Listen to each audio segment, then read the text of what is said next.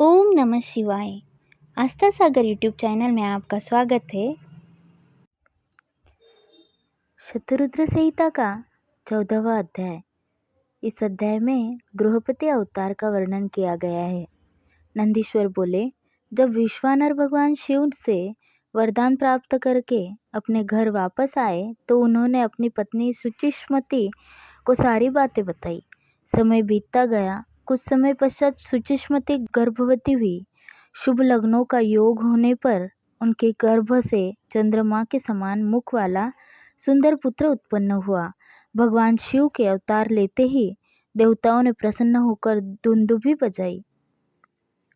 मरीचि, अत्रि, पुलह, पुलस्त्य, कृतु, अंगिरा, वशिष्ठ, कश्यप, अगस्त्य, विभान, मुंदल, लोमश, लोमचरण, भारद्वाज, गौतम, भृगु, गालव, गर्ग, जातकर्ण्य, हर्षाश्वर, आपस्तम, याज्ञवल्क्य, यज्ञ, वाल्मीकि, शतातप, लिखित, शिलाद, शंख, जमदग्नि, संवर्त, मतंग, भरत, अंशुमान, व्यास, कात्यायन, कुत्स, शौनक, ऋष्यशृंग, दुर्वासा, शुचि, नारद, तुम्रु, उत्तक, वामदेव, देवल, हारित, विश्वामित्र, भार्गव, मृकंड, दारुक, धौम्य, उपमन्यु, वत्य आदि मुनि और मुनि कन्याएं और मुनिपुत्र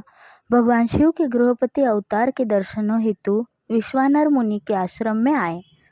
देवगुरु बृहस्पति के साथ ब्रह्मा जी और श्रीहरि विष्णु, नंदी और भृंगीगणों के साथ भगवान शिव देवी पार्वती को साथ लेकर देवराज इंद्र सभी देवताओं सहित तथा नागराज पाताल से सारी नदियाँ, पर्वत और समुद्र उस बालक के दर्शनों के लिए विश्वानर के आश्रम में गए।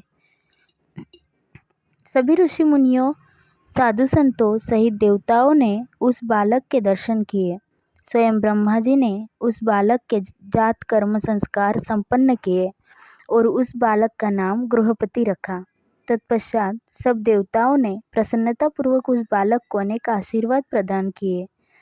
तब सब देवता शुचिष्मति और विश्वानर मुनि के भाग्य की प्रशंसा करते हुए अपने अपने धाम को चले गए। मुनि विश्वानर और उनकी पत्नी उस बालक का लालन पालन करने लगे तथा समय समय पर होने वाले संस्कार संपन्न करने लगे। गृहपति जब 5 वर्ष का हो गया तब उन्होंने उसका यज्ञोपवीत कराया। बालक गृहपति जिज्ञासु प्रवृत्ति का था। उसने अतिशीघ्र ही अपने पिता से सब वेदों का ज्ञान प्राप्त कर लिया। जब बालक 9 वर्ष का हुआ तो देवर्षि नारद उनके घर पधारे।